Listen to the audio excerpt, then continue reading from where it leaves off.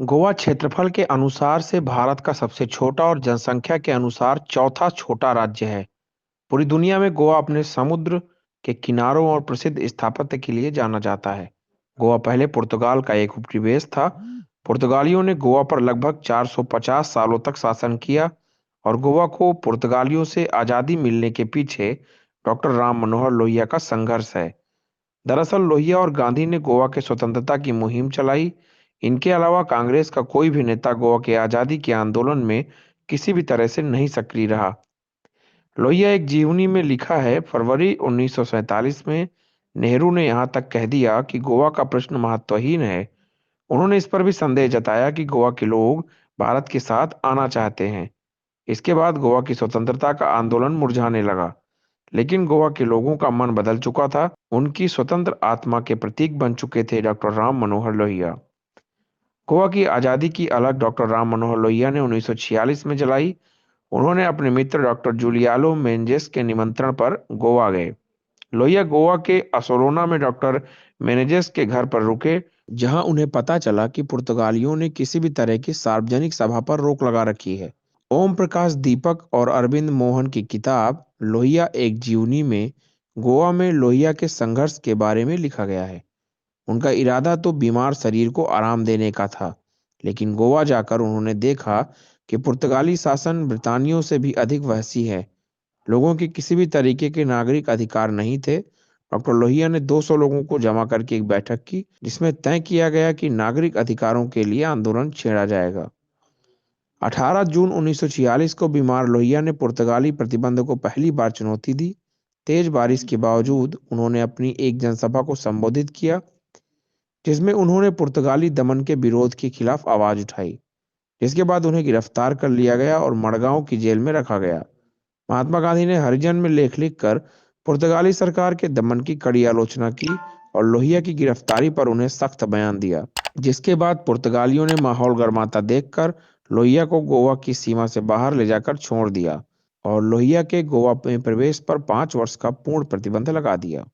लोहिया पर प्रवेश का प्रतिबंध लगाने के बाद पुर्तगाली सत्ता की मुश्किलें बढ़ने लगी। लोहिया ने पुर्तगाली दमन से परेशान गोवा के हिंदुओं और कैथोलिक ईसाइयों को भारतीय स्वतंत्रता संग्राम से प्रेरणा लेने की बात कही और खुद को संगठित करना भी शुरू करवाया। गोवा से पुर्तगालियों को हटाने के काम में एक क्रांतिकारी दल गोमांतक दल सक्रिय था। इसकी स्थापना विश्वनाथ लवाड़े, नारायण हरि नाइक, दत्तात्रेय देश पांडे और प्रभाकर सिनारी ने की थी। इनमें से कई लोगों को पुर्तगालियों ने गिरफ्तार करके लंबी सजा सुनाई और इनमें से कुछ लोगों को तो अफ्रीकी देश अंगोला की जेल में रखा गया। विश्वनाथ लवाड़े और प्रभाकर सिनारी जेल से भागने में कामयाब रहे और लंबे समय तक क्रांतिकारी आंदोलन चलाते रहे।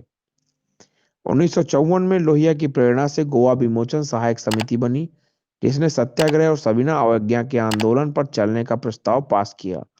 महाराष्ट्र और गुजरात में आचार्य नरेंद्र देव की प्रजा सोशलिस्ट पार्टी के सदस्यों ने इस आंदोलन को लेकर उनका भरपूर साथ दिया। बंटवारे और सांप्रदायिक दंगों के बाद भारत को 1947 में आजादी मिल गई, लेकिन गोवा पुर्तगाल के ही कब्जे में रहा। यहाँ तक कि 1954 में फ्रांसीसी पांडिचोरी छोड़कर चले गए, मगर गोवा आजाद नहीं हो पाया। भारत सरकार ने 1955 पर गोवा पर आर्थिक प्रतिबंध लगा दिए। इसके बाद पुर्तगालियों ने दूसरे देशों ने दैनिक उपयोग की वस्तुओं को मंगाना शुरू कर दिया। भारत और पुर्तगाल के बीच तनाव गहरा रहा था। लोहिया के कई युवा समाजवादी शिष्य गोवा की आजादी के आंदोलन में कूद पड़े। इन लोगों में सबसे अहम नाम मधु लिमया का है, जिन्होंने गोवा की आजादी के लिए 1955 से 57 के बीच 2 साल गोवा की पुर्तगाली जेल में बिताए, जहां उन्हें कई तकलीफों का सामना करना पड़ा। उन दिनों गोवा की जेलें सत्याग्रहियों से भर गई थीं और अंतर्राष्ट्रीय मानवाधिकार आयोग ने इन आंदोलनकारियों की रिहाई के लिए पोप से हस्तक्षेप करने की अपील की थी। 17 दिसंबर को भारत ने 30,000 सैनिकों को ऑपरेशन विजय के तहत गोवा भेजने का फैसला किया और इस ऑपरेशन में नौसेना और वायुसेना भी शामिल थी। इससे पहले नवंबर महीने में पुर्तगाली सैनिकों ने गोवा के मछुआरों पर गोली चलाई, इससे वहां का लोगों का आक्रोश बढ़ने लगा। भारतीय सेना की बढ़त को रोकने के लिए पुर्तगालियों ने वास्को के पास का पुल उड़ा दिया, लेकिन 36 घंटे के भीतर पुर्तगाल ने कब्जा छोड़ने का फैसला कर लिया था, जिसके बाद गोवा को आज़ादी मिली और वह 19 दिसंबर 1961 में भारत का हिस्सा बन गया।